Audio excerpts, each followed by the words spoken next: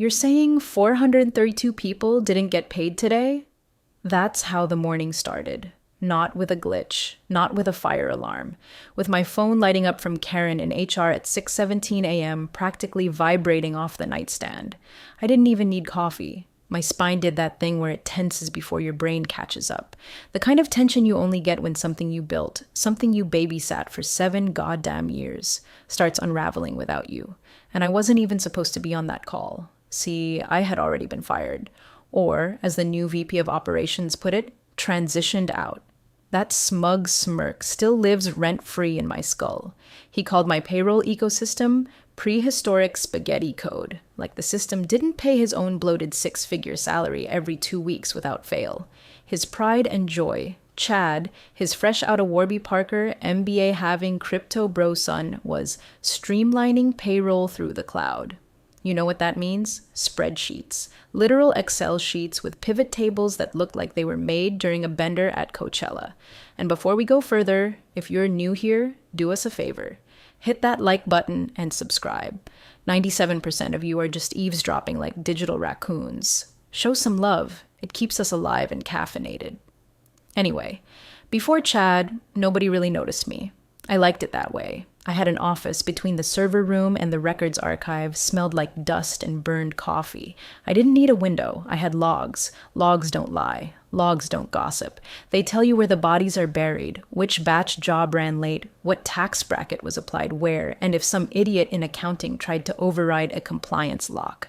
I built that system like a nervous mother raising a gifted child in a dangerous world. Triple redundant, logic-gated, firewalled tighter than my ex's emotional availability.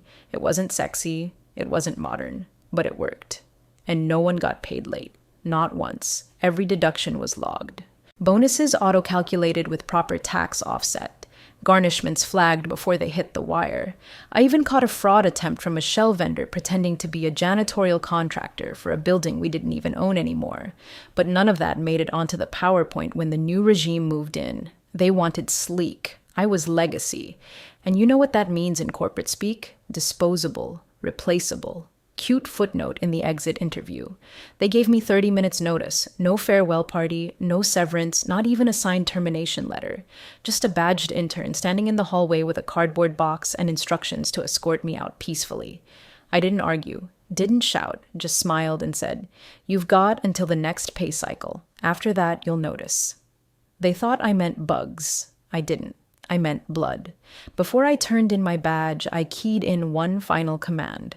A dormant sequence built deep into the batch runner, encrypted, locked by time-sensitive parameters only I knew, split across 2 MFA keys, one of which I'd never even saved digitally. It wasn't sabotage, it was insurance. Because if you've ever worked in corporate America, you know they don't ask what you know until it's already on fire. I walked out holding that cardboard box like a pallbearer at my own funeral. Everyone avoided eye contact.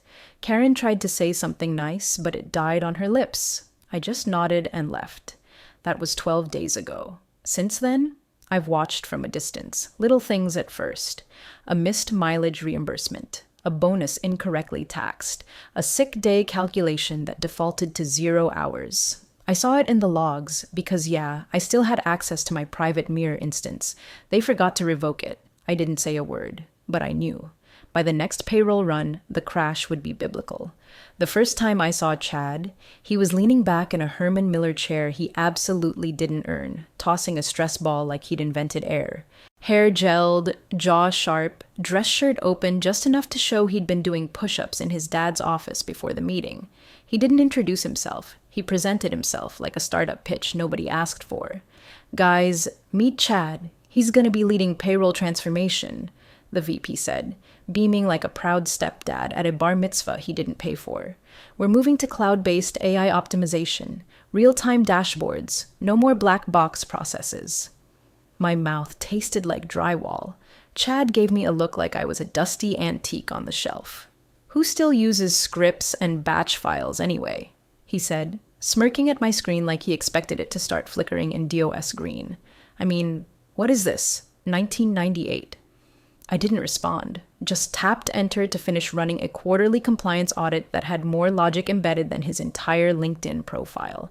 I watched as every contractor, every deferred comp file, every union fee populated the report. Error-free. Again. He leaned over my desk.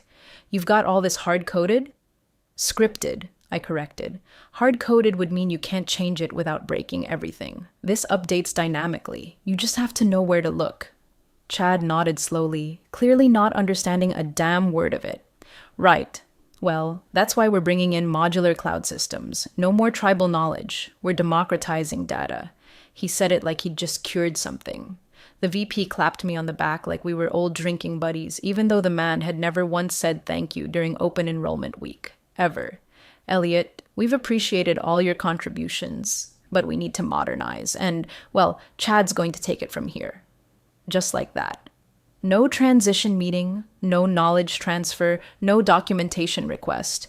I was an expired coupon to them, once useful, now awkward to acknowledge. My hands didn't even shake. That's what surprised me most. I've had cups of diner coffee that rattled my nerves more than this moment. You're terminating the only person who understands the full payroll chain across 3 systems, I said, voice flat, for someone who thinks macros and AI are the same thing. The VP raised his palms like I was getting emotional. Let's not make this hard, Elliot. You've got until the next pay cycle, I said. After that, you'll notice. They laughed. Chad actually laughed. Well, I hope your scripts are better than your threats. I logged out, one hand still resting on the keyboard. Clicked a folder labeled Safehold OVRD. Inside it, a subroutine. Harmless looking. Wouldn't execute unless the main batch runner missed a specific initialization flag. One I only triggered manually once a month for security testing. Then I turned to the intern holding the cardboard box by the door. Poor kid looked like he was being forced to fire a dog. As I walked past the break room, I heard Chad say, "It's wild how long people like that can coast in tech. Legacy hires. Like old routers nobody wants to unplug." And maybe he was right. I wasn't flashy. I didn't do presentations with gradient slides or use words like agile lifecycle unironically. I didn't have a TikTok or even a selfie from the last 10 years. But here's what I did have. A system held together by logic, not vibes. And now? That system was about to be in the hands of a man who once bragged that ChatGPT wrote his resume. God help them. The badge drop was silent. No HR rep. No folder of final forms. Just the tinny clink of plastic on a metal tray at security, like I was returning a lunch tray instead of 7 years of blood, code, and sleepless audits. The guard didn't even look up. Guess they don't brief them on who's holding the entire payroll system together with custom logic and duct tape. Before I left the building, I went back to my desk one last time. No one stopped me. Of course they didn't. Nobody knew what I actually did. Not even the VP. That's the beauty of being legacy. You're invisible until you're critical. By the time anyone realizes what you were doing, the lights are already flickering. I plugged in a thumb drive, not to copy anything. Everything I needed was already mirrored off-site in an encrypted sandbox they didn't know existed. No, this was to run one command, something I'd prepped years ago but never used. A dormant script buried under 3 layers of obfuscation and labeled as a deprecated test file. They thought I was old-fashioned, so I gave them something old-fashioned. The decommission protocol didn't delete anything. That would have been too obvious and probably prosecutable. What it did was subtler. It decoupled critical nodes from the main payroll interface: salary tables, deduction logic, union dues calculations, benefit reconciliation. On the surface, everything still looked fine. Pretty even. Same dashboards, same buttons. But every process that mattered now required a specific input sequence. Inputs tied to a rotating time-based key I generated once a week from a separate tool, one they'd never find because it wasn't on any company asset. In other words, the machine was still humming, but the steering wheel wasn't connected to the wheels anymore. The moment I walked out that building, they were already behind the wheel of a car with no brakes, and they didn't know it yet. 3 days later, I got a text from a buddy in finance. It was a screenshot of a Slack thread. Anyone know why the Q2 bonus batch didn't run? Payroll didn't hit for the commercial sales team. The VP's reply was golden. Ask Chad. It's probably a permission issue. Of course, Chad's answer. Just rerunning now, lol, might be a legacy trigger conflict. Legacy trigger conflict. Jesus. They had no idea they were already bleeding. Just a paper cut for now, sure. A mid-cycle bonus missed, whatever. Salespeople would grumble. The VP would promise a correction and blame some ghost in the shell. But every line of that system had contingencies. If one failed, others would cascade. It was layered like an onion, if onions caused payroll hemorrhages and legal nightmares. The week ticked on. I kept quiet. At night, I'd sit in my little home office, more like a converted laundry closet, and flip through logs from the sandbox, watching in real time as Chad deleted what he didn't understand. Script after script gone. He was cleaning house, trying to make it his. That's the thing about cleaning house. Sometimes you throw out the foundation. Saturday, I got a call at 9:03 p.m. from a number I didn't recognize, didn't answer. But I did pull up the logs. They'd triggered the first internal lock. Backup reconciliation batch had failed to execute due to unrecognized scheduling key. No deposits would be pushed on time unless the override was entered by Monday at noon, which it wouldn't be, because the override was mine. And I was gone. The first complaints trickled in like ants to a melting popsicle, quiet at first, then relentless. A contractor in St. Louis didn't get reimbursed for travel. An hourly manager in Topeka had taxes withheld at 32% instead of 12%. Union reps started forwarding screenshots of stub errors, blank lines, double deductions, overtime paid as straight hours. Karen from HR emailed the VP. "We've got discrepancies." He replied, "Transition hiccups. Keep comms tight. Tell them we're optimizing." Optimizing. God help me.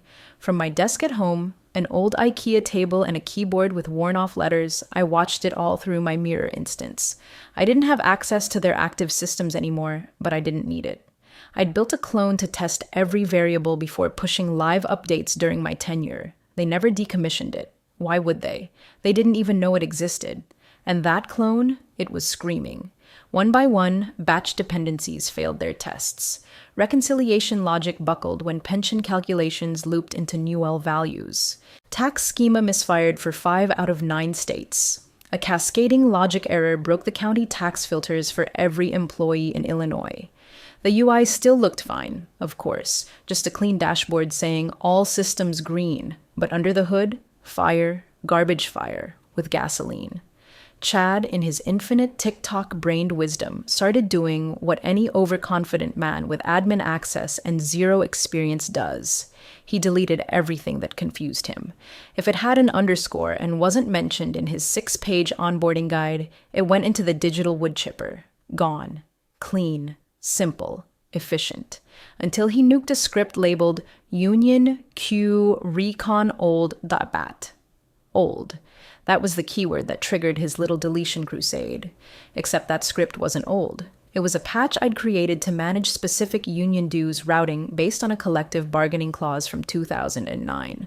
Obsolete on paper, but still active, because the clause was never sunset. And now, every union payroll from 3 states froze, contributions misrouted, deposits delayed, and you do not mess with union paydays. The finance team tried to manually re-enter some data. Didn't work. The system flagged their entries as duplicates, but didn't process them. You had to know the reconciliation override sequence to bypass that safeguard. A safeguard I'd built. For people who actually knew what they were doing. Meanwhile, I was filling out the last form to register my freelance LLC. I'd been thinking about it for years. Always putting it off for the sake of loyalty and structure. But there's nothing like getting fired by a smug VP and replaced by his crypto-fueled son to make you suddenly real productive. Elliot Crane, Systems LLC, tagline? Legacy doesn't mean outdated, it means proven. I didn't need their chaos. I had coffee, I had a whiteboard, I had a list of ex-clients already reaching out through back channels asking if I was consulting yet. I didn't reply. Not yet. I was waiting. Back in payroll land, things were unraveling fast. By Thursday, a third of employees hadn't received full pay. Finance was getting nasty calls. A guy from procurement tweeted, "How do you miss an entire paycheck but still send me a Wellness Wednesday email?" Chad, according to someone in accounting, was walking around the office saying things like, "We just need to flush the pipes."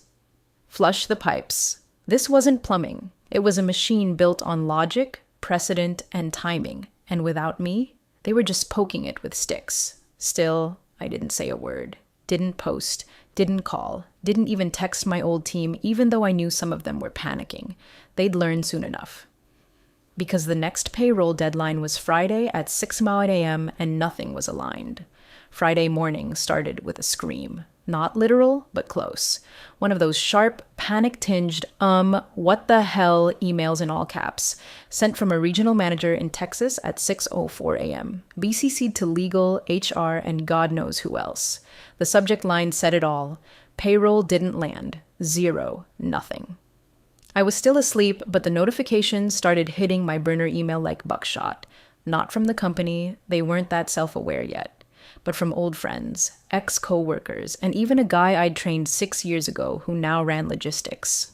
Hey man, not sure if you've heard, you seeing what's going on over there? Dude, did they break your system? They didn't break it. They just thought they could operate it without knowing where the keys were buried. By 7 a.m., over 3,400 employees had received nothing, not a cent.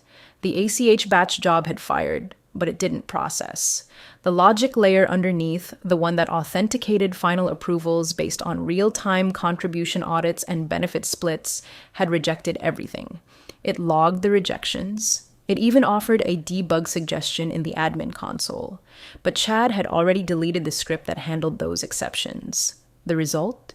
Frozen deposits. Half-pushed stubs. Retirement contributions out of sync. Some people got negative values logged. One guy in Oregon got a pay stub showing $0 owed to yours. He posted it to Reddit. It went viral. Then the contractors chimed in. They were paid through a separate trigger, the one labeled XT-Dispatch 3. It depended on a reconciliation check that pulled 3 tables: validation, status, and clearance. Chad had renamed one of them, trying to standardize terminology. So now every contractor was flagged as unverified entity. I watched it all from my home office, sipping black coffee from a chipped mug that said, Control plus Alt plus Del your boss. The logs were beautiful in a train wreck kind of way. Elegant failure. I could have stopped it with 4 keystrokes, but I didn't. Around 8:15, a federal subcontractor, someone tied to a Department of Labor pilot program, flagged their failed disbursement as a compliance breach. That was the first real grenade. If a government-linked vendor doesn't get paid, it isn't just embarrassing, it's investigated. That ping went straight to legal. Then legal went to the VP. And the VP, he went full Chernobyl. I got the first call at 8:42. I recognized the number, but let it go to voicemail. He didn't even say his name. Just, Elliot, if you're seeing what's going on, please call me. We need to talk. I didn't delete the message. I just let it sit there, blinking red on my screen like a guilty conscience. By 9 a.m., Chad was in a conference room with a printed out stack of error logs he couldn't read. Someone leaked a picture, him sweating through his $80 dress shirt, gesturing at a whiteboard covered in buzzwords like rebuild tree and manual sync option. Finance tried a manual override. That's when the real kicker landed. Checksum errors. Because yes, I thought of that too. Every manual upload had to pass a specific checksum tied to a rotating salt key. Without that key, the file gets flagged as tampered and locked. It's how I protected the system from internal fraud. Or, in this case, gross incompetence. The backup they tried to restore, rejected. Timestamp mismatch. Integrity violation. Payroll was dead in the water. Meanwhile, HR was fielding hundreds of irate calls. A union leader threatened legal action by noon if deposits weren't fixed. Someone in compliance warned the VP that they were technically in breach of contract for every employee who hadn't received timely compensation. I heard, through a very reliable grapevine, that the VP locked himself in his office and called my number 4 more times. I let every single one ring out. Not out of malice, out of principle. You don't replace a critical system with spreadsheets and cockiness. And you sure as hell don't fire the one person who knew how to stop the bleeding. By 10:30 a.m., the panic stopped being internal. That's when the CEO walked in. I got the update from a former coworker who still had me on a private Signal thread. She sent one line. He's here. He's not smiling. The CEO of Dorian Edge Systems doesn't usually deal with operations. He's a brand man. Suits, conferences, quarterly calls with vague buzzwords like synergy potential and workflow elasticity. The man once gave a TED talk about revolutionizing logistics through empathy. And now he was sitting in the seventh floor war room, dead silent, as legal pulled up a screen showing a flashing dashboard of failed disbursements, lawsuit risk assessments, and a lovely little pie chart labeled unrecoverable funds, estimated exposure 4.2 annual. Apparently, a compliance consultant from HR had warned about this risk last year. Nobody listened. Now, it wasn't just late paychecks. It was pension fund mismatches, 401k transfers that hadn't processed, health savings contributions with time-locked deadlines missed. For employees over 50 with catch-up contributions, that wasn't just an inconvenience. That was illegal. Legal laid it out without sugarcoating. If this wasn't resolved by Monday, they'd face a class action from every employee who received a misstatement in their benefit disbursement. Penalties alone could push into 7 figures. That's before the feds got involved. And the unions? Already circling. 3 had called in auditors. 2 were filing formal complaints. The VP sat stiff, sweat blooming like ink on his collar. His defense? Tech debt. That was the term he used. Loudly, like it was a spell that would make accountability disappear. He blamed my code. The whole system was archaic, he said. It was bound to break. I inherited a mess. I'm doing my best with outdated tools. The CEO just stared at him. No expression, no blinking, just silence. Then someone, no one's sure who, but I'd put money on Karen from HR, murmured the sentence that finally shifted the room. Elliot warned them. The sentence hit like a tuning fork, sharp. Resonant, unavoidable. The CTO turned from the monitor. You what? She nodded. He said it when he left. You've got until the next pay cycle. Those were his words. Another exec chimed in. Didn't he also set up the retirement sync logic? Silence. The VP tried to defend himself, said he had restructured the workflow, but someone from finance interrupted. You deleted the scripts. And then, we told you to consult with him before pushing changes. It turned into a slow-motion car crash, every voice layering over the last. The CIO asked about rollback capacity. There was none. Chad had overwritten the rollback protocols with some janky cloud sync logic that failed checksum validation. One exec asked if they'd contacted Elliot. The VP said, yes, I've been trying. The CEO looked up at that. What's he said? Voicemail, the VP admitted. So far. The room paused. The CEO folded his hands. What's our legal exposure if this continues? Legal didn't flinch. Wage violations, retirement plan mismanagement, breach of contract with government vendors. Potential whistleblower risk if it's framed as deliberate negligence. And then came the most important question of the day. The CEO turned to legal. Can we fix this without Elliot? The answer was short. Not before the Monday deadline.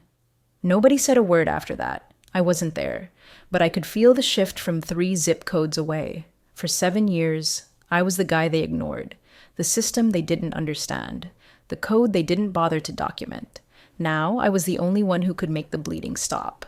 The email landed at 11:52 a.m. sharp. Subject line, can we talk?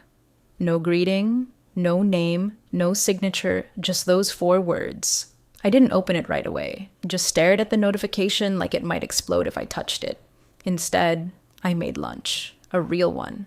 Not some desk burrito or half-warm soup slurped between audit cycles. I made a grilled cheese, cut diagonally, tomato soup on the side, sat on the porch with my mutt, Riggs, watching him pretend to scare squirrels.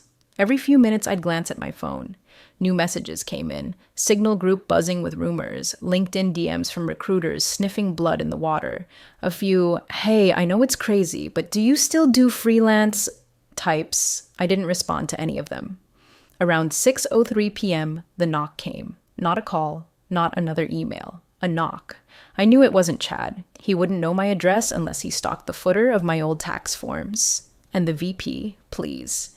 That man didn't walk further than the espresso machine if he could delegate it. But when I opened the door, it was neither of them. It was the CEO, wearing an unbuttoned collar, no tie, holding a manila folder and a paper coffee cup like peace offerings. He didn't ask to come in, just said, I thought this would be easier in person. I nodded once and stepped aside. He walked into my modest living room like he was entering a foreign country, looked around at the books, the cracked leather chair, the ancient desktop humming in the corner. "I always imagined you had some kind of control center," he said.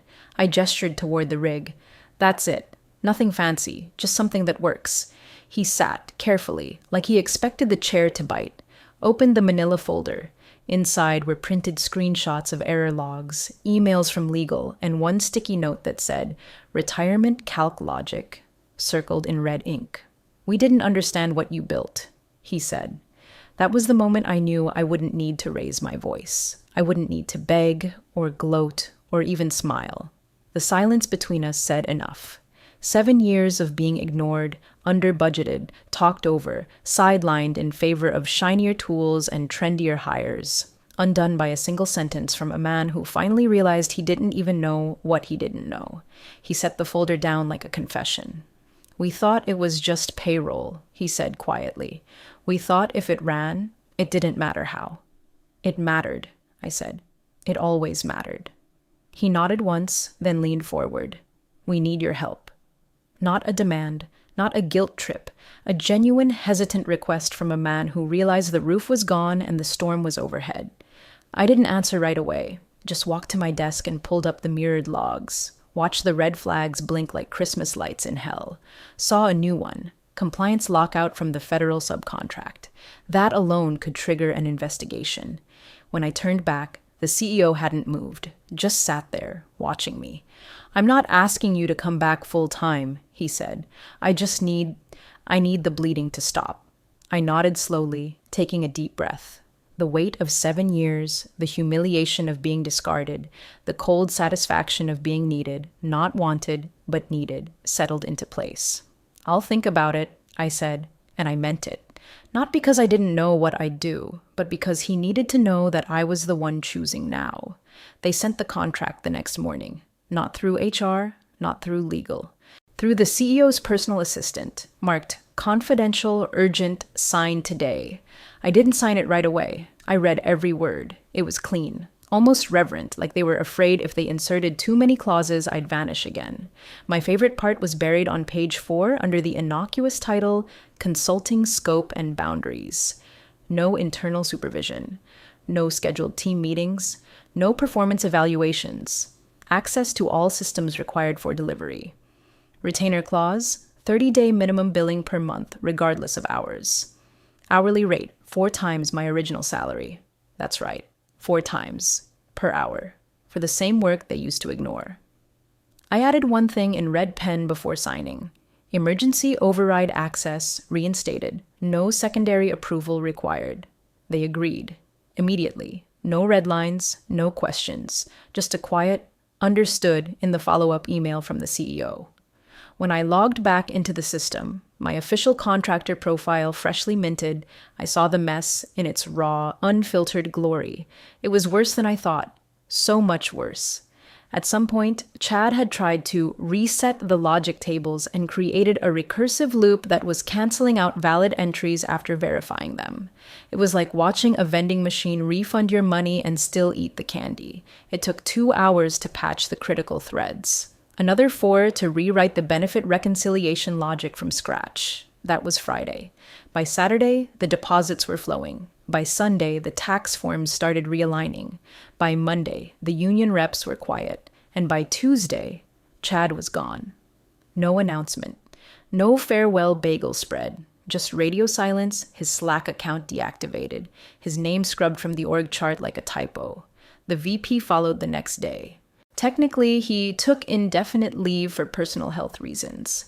But I heard from someone in legal that the CEO asked him to step aside until we determine internal vulnerabilities, which is a corporate way of saying you were the vulnerability. I didn't gloat, didn't dance on graves. I didn't even reply when Chad's ex-girlfriend, who I hadn't spoken to since the 2019 holiday party, sent me a message that just said, "Guess the cloud didn't save him, huh?" Instead, I did what I always did, logged in early, ran the checks, watched the system breathe again. At one point, Karen from HR pinged me on Slack, said, "Payroll feels calmer now, cleaner." Then she added, "Glad you're back, even if it's not back." I just replied with a thumbs up emoji, because this wasn't about coming back. It was about being seen, for the first time, not as a fallback plan, but as a cornerstone. And this time, I held the pen. This time, they knew better. The logs rolled in like rainfall on glass. Steady, predictable, clean. No red flags, no stack errors, no unbalanced records, no contribution mismatches, no compliance audits blinking like Christmas. Every batch ran like it used to when someone gave a damn. Deposits landed exactly on time, some of them early. Retirement accounts aligned, contractors paid, benefits synced. It was like watching an orchestra hit every note after weeks of static and coughing. I didn't touch the dashboard much, I just watched. Coffee in hand, slippers on, rigs curled at my feet. The fan on my desktop whirred low, steady as the final log from the pay cycle hit green and cleared. No flags, no fallbacks triggered, just smooth, calculated performance. The system had taken a beating, logic stripped, workflows choked, redundancies deleted by people who thought code was aesthetic, but it healed. Bit by bit, line by line, it remembered what it was built for: stability, integrity, quiet strength that didn't need branding. At 6:02 a.m., the payroll dashboard auto-refreshed. In the top right corner, just above the admin panel, a new user tag blinked into view: E-Crane Contractor. It felt like putting my name on something I'd written long ago but never signed. Not pride, not ego, just a subtle reminder. This was mine. It always had been. A few minutes later, my Signal thread lit up. Deposits hit. Thank you. Union happy. Bless you. We're breathing again. I replied to none of them. They didn't need me to. From what I heard, the CEO was standing outside legal's office that morning when the logs came through. He didn't say much, just looked at the compliance screen, then turned to his general counsel and whispered the quietest line in the building: "We're not firing him again. Ever." That was enough. No parade, no company-wide email, no LinkedIn applause or fake humility posts. Just silence and results. They used to call it legacy code. Now they just call it essential.